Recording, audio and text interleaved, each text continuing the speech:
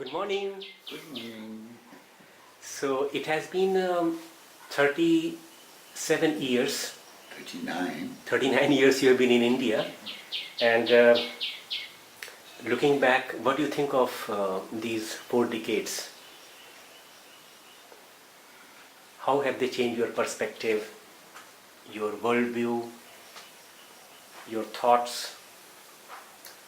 Well, it's very different to be living for most of this time in rural Himalaya compared to the excitable West.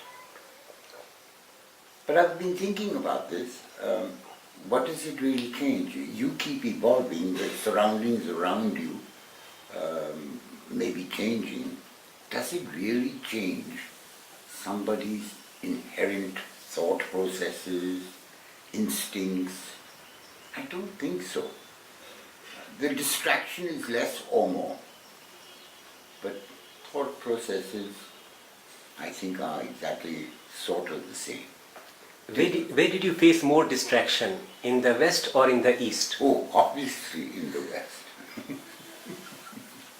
The name of their life is distraction. They move around so fast because they don't want to think about where they are. And that's why the gurus over there keep talking about being here now. But it's very tough. Nobody wants to be here now because I think it's very hyped up, all of this stuff about the West. It's very difficult for us, for instance, from rural India or living in India, being an Indian, and to get uprooted and thrown into the Wild West. That's why they call it the Wild West. No, life I could never, it was a paradox, a dichotomy all the time in the West. All of those excitable, beautiful, wonderful things that go on over there.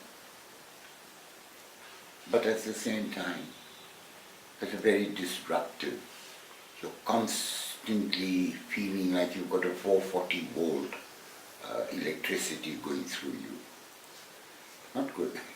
But the life in Anjani Sen ashram, where you joined in 1979, was it any less distracting? Was it not like Wild East? Again, correction, not joined in 1979. In fact, when I came, I think it was the end, October 76. I met Manmathan Swami within 1 week of being back. And then there was no looking back from that moment. Living permanently in Anjani Sen may have started around about 79.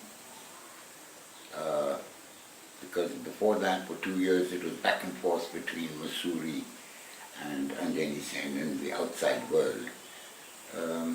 But 79. The Wild East, life was non-stop in the West. This is what I was thinking a few days ago.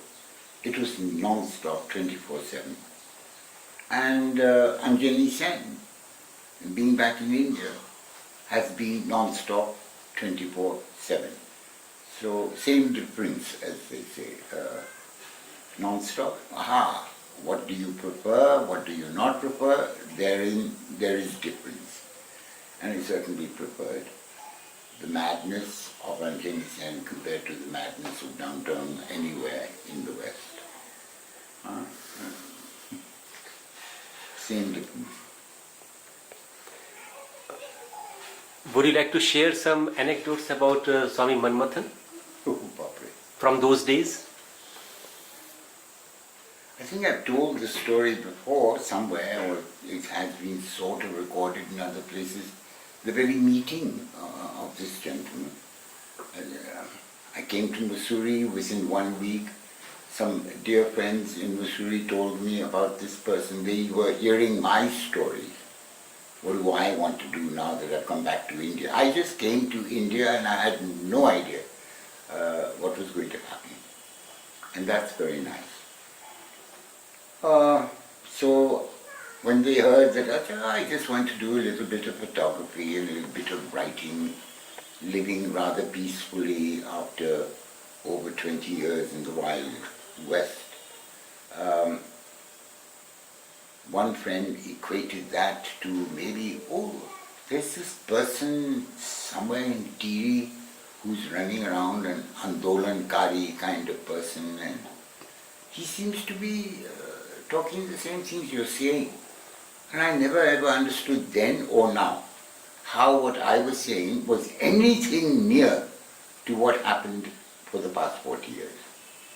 So I heard about this gentleman named Swami Manmathan. At that stage, I didn't know what was Tiri district or Tiri town, and I was just told to get on a bus and go to Tiri and Manmathan ko wahan milenge. So that's what I did. So within 1 week of being in India, and that was in end of 76. I'm sure it's 76. I got on a bus and got off a bus in a little town called Tiri, that I knew nothing about, And when I got off the bus, it reminded me of a movie, the scene reminded me of a movie, a Western movie, John Wayne, Battle at the Old Corral, this long street, and so I started walking up the street and talking to whoever, mochi wala, churi bechne wala, kapra wala, phal wala, and I kept asking them where I could find Manmathan. And I would get these very weird looks, and just ignore me.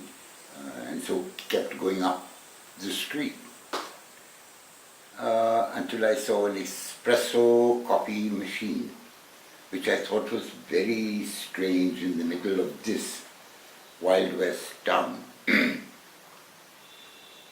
And I asked, I was going up the street, and I asked, you get coffee here? And yes, so that was surprise number one. So whilst drinking the coffee, I asked the coffee wala ki, it looked like an unfinished room being built at the top. I said, yahan par kamra bhi milta hai. And that was all in my lovely Videshi Hindi, here, and so everywhere you went, you got weird looks. Tiri 40 years ago was a very different situation, now duped to be there. And so yes, I discovered that you could get a room, so it was coming to late afternoon, so kamra bhi mila, my coffee arrived, and I was standing on an unfinished chhajja balcony and drinking coffee.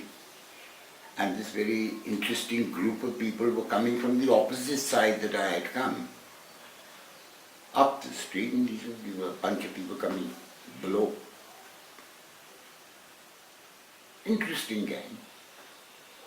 But then all of a sudden this gang disappeared, obviously underneath this chhajja. And then the next thing I heard, my name is Manmathan and I hear you're looking for me. So I turned around and I saw Manmathan, who reminded me of an eagle which, when it takes a dive and picks up a little chua, what an experience that must be, to be diving at such a speed. And he had this look of an eagle in his eyes, and he had slightly protruding teeth. And the way his tongue was coming out, in and out, reminded me further of an eagle, that was thirsty. And of course I was staring at this face, and it was staring into the face of a lunatic, a total lunatic.